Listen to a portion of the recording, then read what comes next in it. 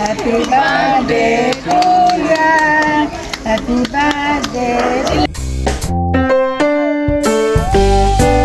Hello দর্শক, তোমরা সবাই কেমন আছো? আশা করি ভালো আছো। আমি চলে আসছি প্রীতম পিয়ম পেজ থেকে পূজা।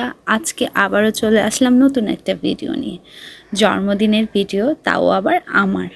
হঠাৎ করে ভাইয়া বৌদি সবাই মিলে কেক নিয়ে আসছে রাত 12টার পরে। আমি তো পুরাই সারপ্রাইজ। তারপরে আমাদের এলাকারই আমার বাসার পাশেই একটা বিয়ে হচ্ছে, তাই সবাই বলতেছে দুষ্টামি করে যে আমার বার্থডের জন্য সাজানো হয়েছে। তারপর কি সবার দুষ্টামি করার পর এরপর আমরা সিদ্ধান্ত নিলাম যে আমরা রাস্তায় কেকটা কাটবো। এর যা বলেছি তাই করে ফেললাম, রাস্তায় সবাই মিলে কেকটা কেটে ফেললাম। অনেক মজা করেছি 12টার দিকে। কিন্তু আমাদের পিছনেই কিন্তু আবার গায়ে হলুদের প্রোগ্রাম হচ্ছে, একসাথে দুইটা অনুষ্ঠান। মজা না ব্যাপারটা? তো এদিকে আবার ভিডিও কলে সজলদা, পিয়াসদা ওরা ইন্ডিয়া থেকে কথা বলছে। Happy birthday. সব খুলবো? খুলো। আমরা মন দেখছি।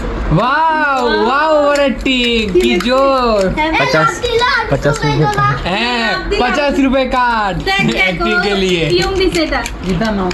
एक्टिंग के लिए दूसरा गाड़ी हो आगे আমরা বিজয় দেখছি। দেখো না। আচ্ছা।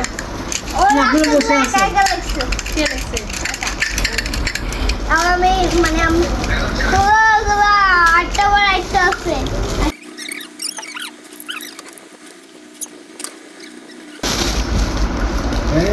Chocolate. Thank you. Thank you. আমাকে দিয়ে দিয়েছে। খাবো তুমি না? তোর গিফট তোকে দিয়ে দিছে খাও। তুমি খাবো না? এই তো খাবো। তুমি আমার না ঠিক আছে তো আমি তিনটা রাখছি। তুই তো মনে মনে ভাবছিলি গিফটটা যেন নিয়ে আমাকে দিয়ে দেয় না। Happy birthday to you. পুরিয়ে তো যাচ্ছে না। Happy birthday. ওই ওদেরকে কাটটা। শর্ট জীবন থেকে।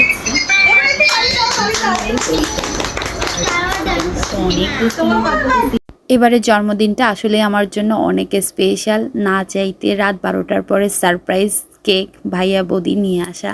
এরপরে বিকালবেলা বান্ধবীদের সুন্দর শাড়ি, চুড়ি, এত সুন্দর গিফট এবং ওদের আশা, আমি যেটা ভাবিনি।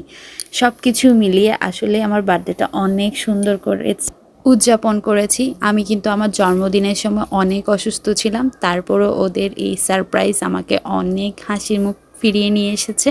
তার সাথে সাথে দীপার এত সুন্দর করে কেক বানিয়ে আমাকে গিফট করা আমার বার্থডেটাকে আরও স্পেশাল করেছে। প্রীতম পিয়ম ওরা এত ছোট বয়সে আমার জন্য সুন্দর করে গিফট র্যাপিং করে আমাকে গিফট করেছে। তারপর সবার প্রত্যেকের ভালোবাসা আমার বার্থডেটা অনেক সুন্দর ও অনেক স্পেশাল হয়ে উঠেছে। আর নাটক করিস না, খাইতে তো পারবি। খাইতে তো পারবো। শরমের কিছু নাই তো। শরমের সময়